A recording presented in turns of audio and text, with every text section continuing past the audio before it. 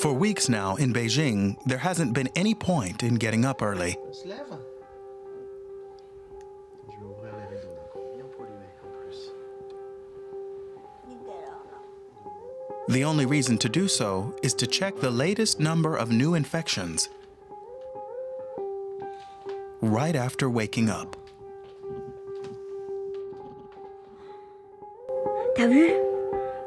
Have you seen the figures? There are almost 45,000 confirmed cases of the illness. I came to work in China as a journalist in 2007 and got married to Lulu from Beijing. We have one son and live in a housing complex in the north of the city. I travel around China a lot, making reports, but now I've been grounded. Only Tibet is still okay.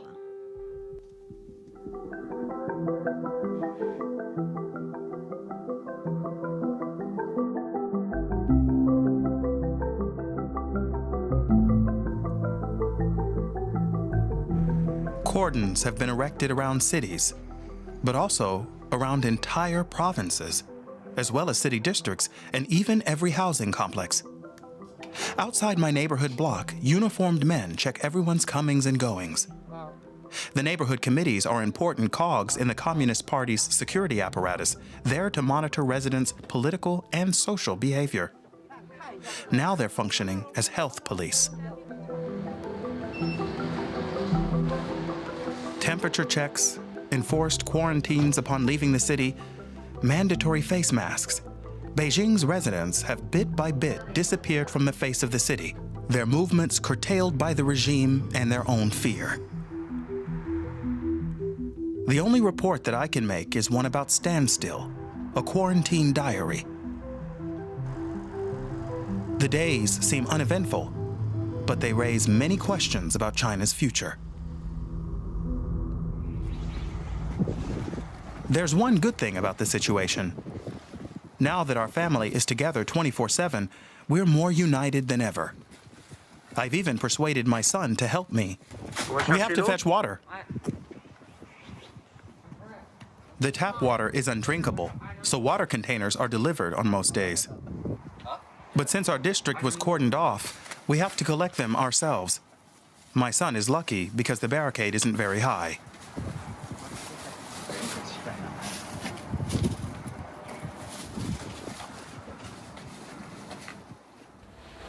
Since the outbreak of the virus, Lulu and I have been wearing his and hers fashion accessories, face masks.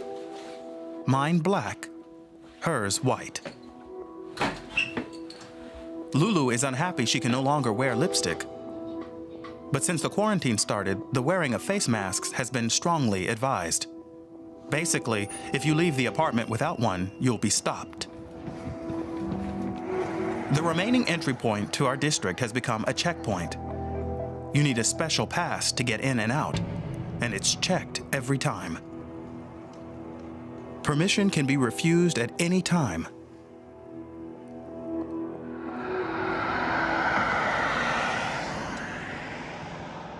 You might think it's 5 p.m. on a Sunday afternoon, but in fact, it's Friday afternoon. Normally, people would be going shopping now, and Beijing would look like this.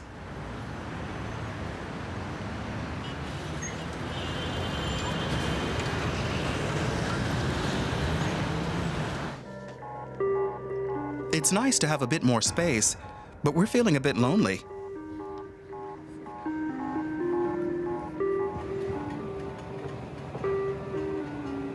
And what makes things worse is getting our temperature measured every 300 meters. But is it really such a good idea to be pressing these devices onto dozens of different people's wrists? The mall is almost empty too. Usually, we have to wait half an hour to get a coffee, but people don't feel like going out.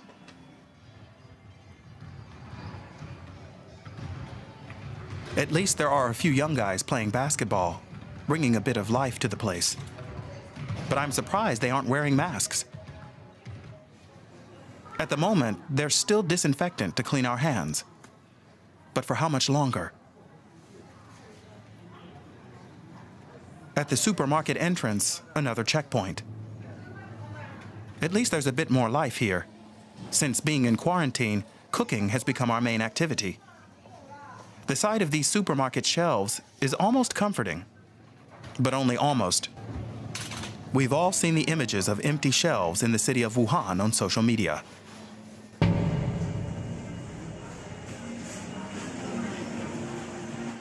The situation at the epicenter of the outbreak, where thousands are sick, is ever present. It's feeding a sense of collective anxiety.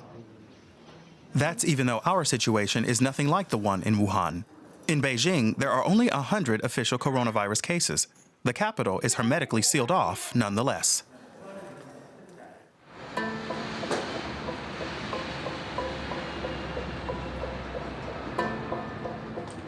In the subway, I'm meeting Ms. Li, my interpreter. Before I even say hello, I already know her skin temperature, 32.1 degrees Celsius. All subway entrances are now fitted with infrared cameras. If your temperature tops 37.3 degrees, you're isolated behind a barricade and sent to the hospital. And of course, there's also someone checking for face masks in the subway. Not that there's much to check. Normally, the trains look like this. The real problem is the shortage of masks. Together with Ms. Li, I'm going to investigate the problem. No, we're closed. Try there. Here it says masks sold out. Hello, do you still have masks? Only electric ones. Can I look? He only has a mask for 40 euros, which, of course, he offers us straight off. Will it definitely guard against the virus? Which virus do you mean? The coronavirus, of course. You have to change all the standard masks every 2 days to be on the safe side. Every 2 days? Yes, to ensure that you're protected against the virus. That isn't necessary with this electrical mask. It can be used for 2 months. No problem. 2 months. What about the standard masks like yours? Could I have one like that? No, I don't have any more. You're too late. They're sold out for today. Should I try again tomorrow? Yes, that's normally how it works. But get here early because we only get a limited number of masks. Everyone in the district knows that, so they arrive early and are prepared to wait in line. Everything linked to this outbreak is controlled by the government. It's rationing the amount of masks that we're allowed to sell. Could you stop filming, please? It'd be better if you didn't film this, okay? I go to Tiananmen Square to see what it looks like in the heart of the city. The pavements are cordoned off. You can only get around the square by bike. On its north side is the Forbidden City. Everywhere there are police officers guarding the entrance to this huge palace complex turned museum. It has never been more forbidden than now. Just a few meters away, Zhongnanhai, the seat of the State Council and the Communist Party headquarters. The country's top leadership both lives and works behind this gate, cordoned off because of fear of the virus. It's impossible to stop here.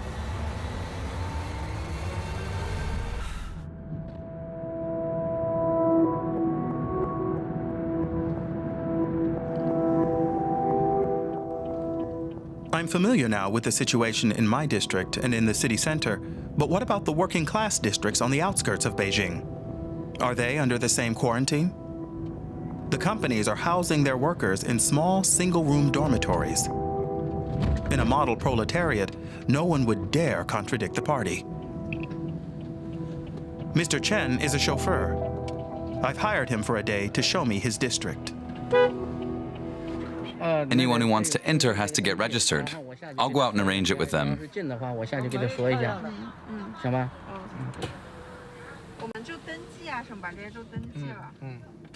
No one is allowed into the quarter without a pass.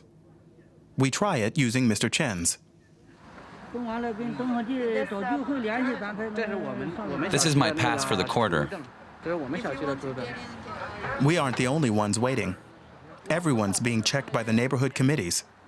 The Communist Party's security apparatus is omnipresent in the fight against the virus. The committees are the party's local arm. It's their job to enforce the quarantines in the affected districts. They issue the permits and inform authorities about anyone who is running a temperature or not wearing a mask. The neighborhood committees have grown since the beginning of the crisis.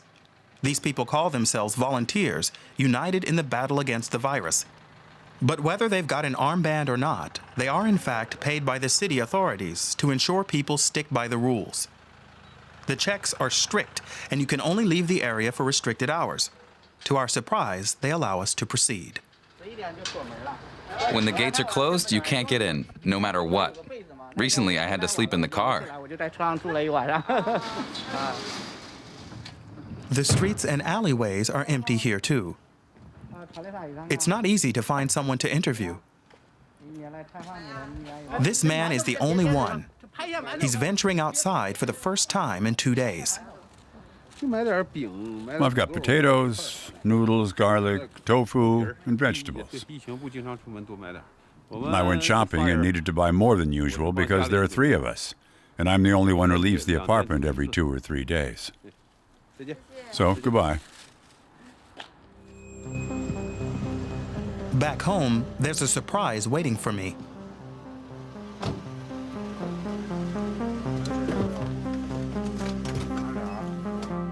This is the first time I've seen an ambulance outside the entrance of our apartment block.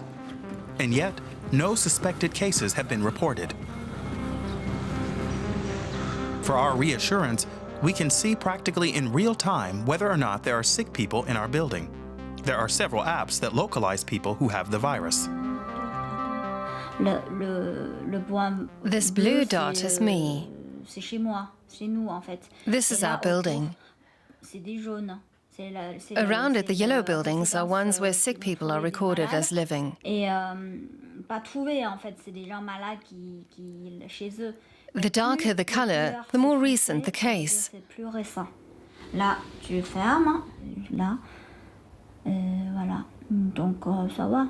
Every red dot is a coronavirus case.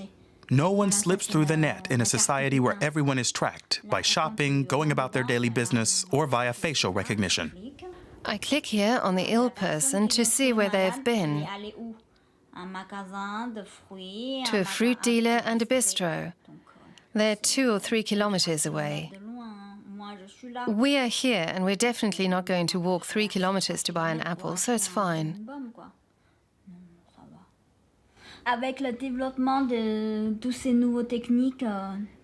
These new technologies make everyday life a lot easier. But they also create fear. The apps show most of the sick as being in the center of Beijing. The main shopping drag, Wang Fujing, is dead.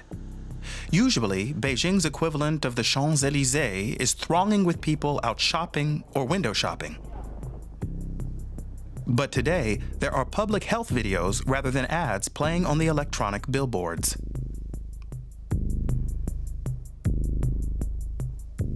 The food market in the middle of the street where you used to be able to buy insect larvae and scorpions is closed. There's a sign saying it's going to be renovated, but it doesn't say when. These are agonizingly long days for store and restaurant owners. Miss Zhang is in charge of the only open cafe around here. Today, I'm her only customer. When the epidemic first broke out, we had to find a way of coping. We assumed the whole thing would probably go on for the first half of the year. I have a lot of friends in the restaurant trade, and we're all in the same situation. We're under a lot of pressure if our estimates are correct. We don't know when business is going to pick up again, and we're keeping a very close eye on developments. When things improve, we'll hear about it on the news. We keep calculating when we might have more guests again, based on the latest infection figures.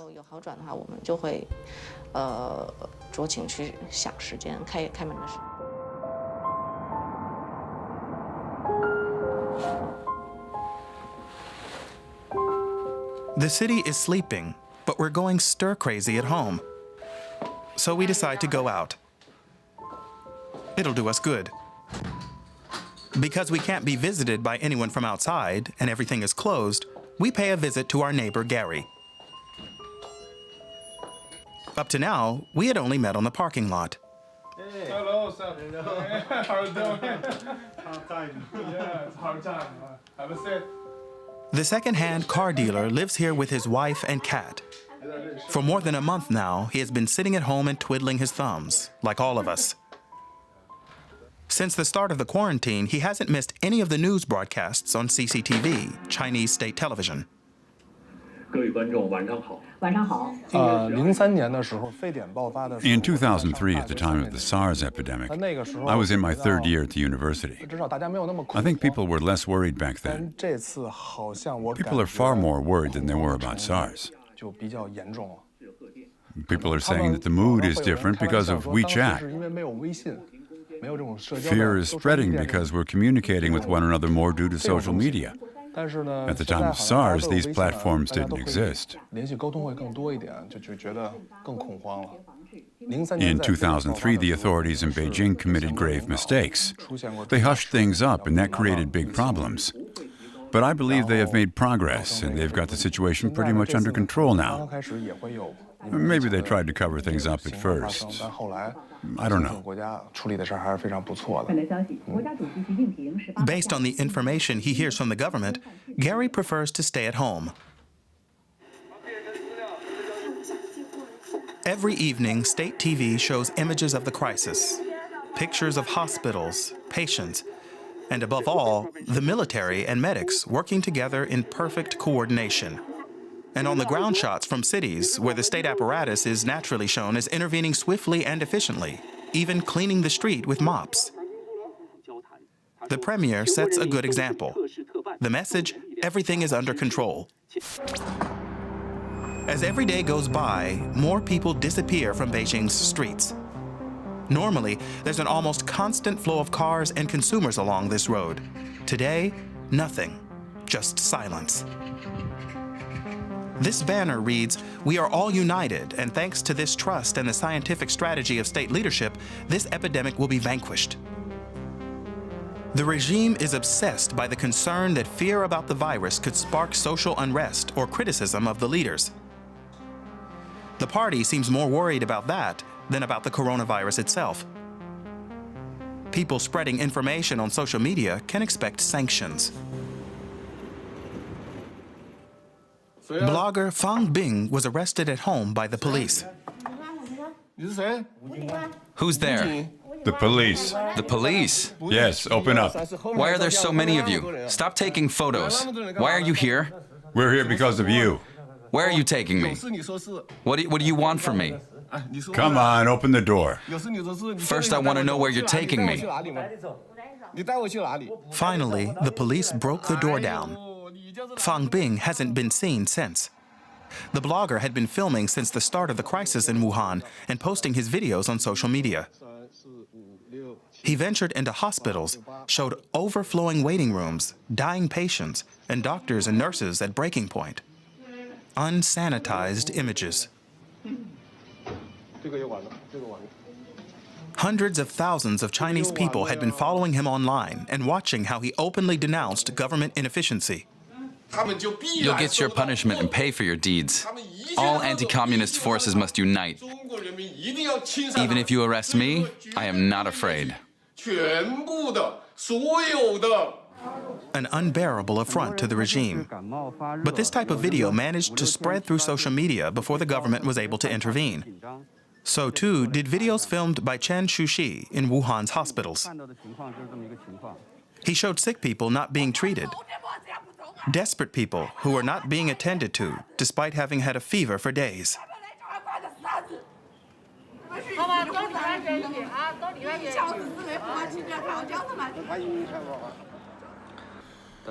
Hello, this is Chen Shoshi.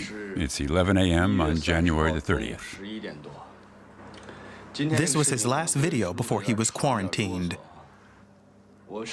I'm frightened. I have the virus before my eyes and state security breathing down my neck. but I'm not going to let that get me down. I'll carry on reporting in this city as long as I live, and I'll show what I see and hear. So go to hell. Does the communist regime think that I'm afraid?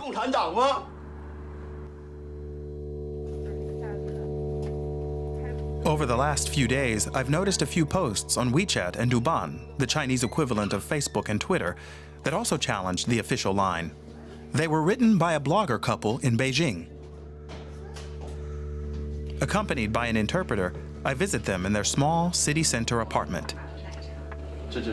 We haven't been outside for days, and we're just killing time. Since the start of the crisis, there has been a rise in the number of citizen journalists in China trying to disseminate information to supplement the official version of events, a tentative breath of freedom. With limited means, the two bloggers wanted to spark a mini revolution after Dr. Li Wenliang died. The doctor from Wuhan was the first to try to warn the public about the new disease. He was arrested, but died after contracting the illness, and became a symbol for this absurd system that silences people to maintain the regime's stability. When Dr. Li died, people were sad and angry.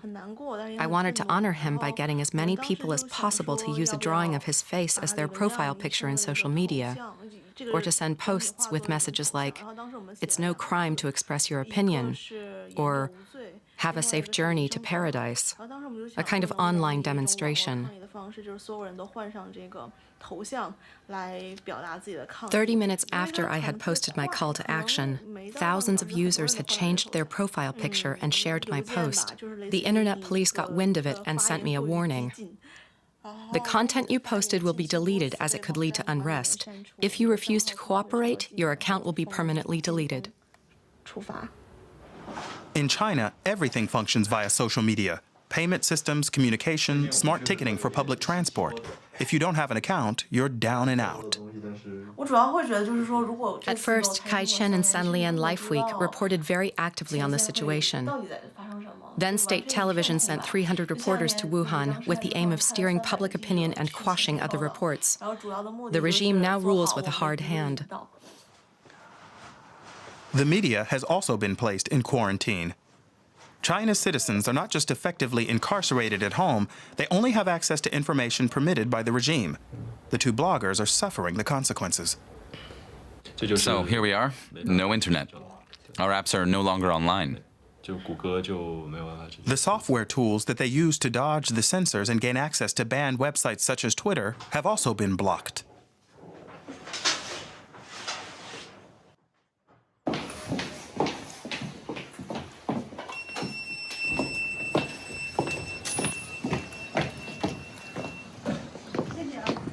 Week 2 of our quarantine. The barricades at the entrances of our housing complex have now been reinforced with 2-meter-high green wire fencing. Though it's not as if anyone could have gotten through the cordon as it was. Every day is like the next. A never-ending stream of suppliers provides us with the essentials.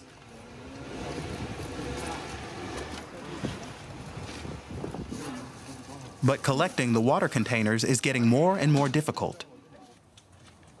We feel a little more locked in with every day that passes.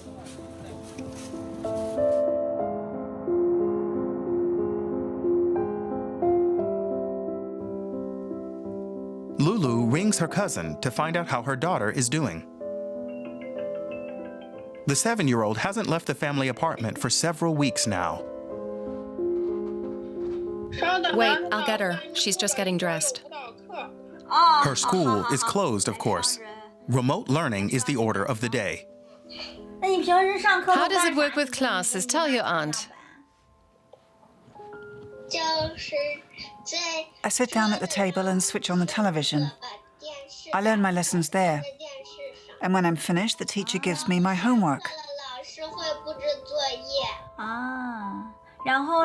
Do you speak to one another via Skype like we are now?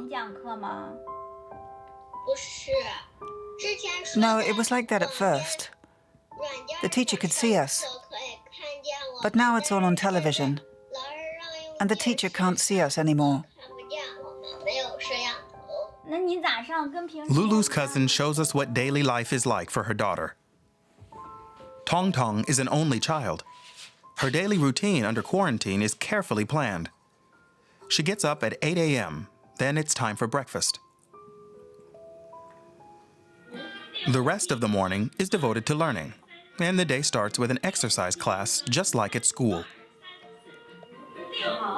下面我们就可以用圆形来代替这15个小朋友。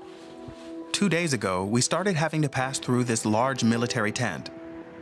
The monitoring system has become more tightly organized. The color of the passes now changed to reflect the number of sick people in the vicinity. Ours are pistachio green. No idea what that means.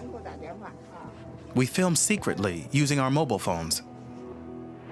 Cameras are not welcome in the monitoring zones.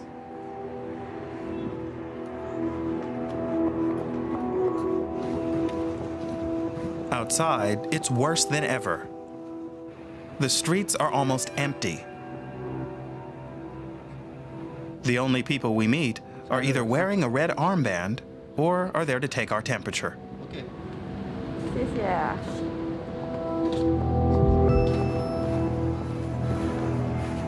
It's so empty. The basketball players have disappeared too. The court is now closed until further notice.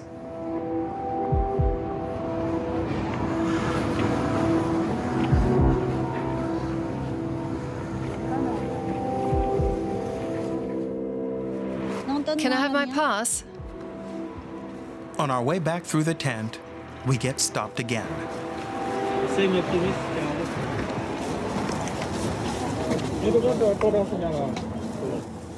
How long have you had this pass?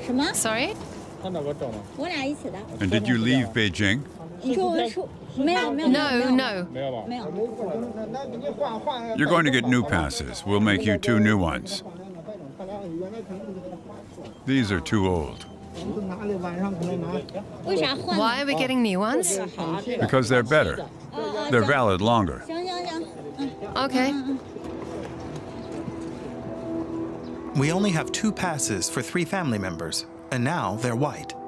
Is that a good or a bad sign? I have no idea, but we don't complain. Others have only got 1 pass and are only allowed to leave their homes every 2 or 3 days. Week 4 of the quarantine. The barricade's now too high to pass over any water containers.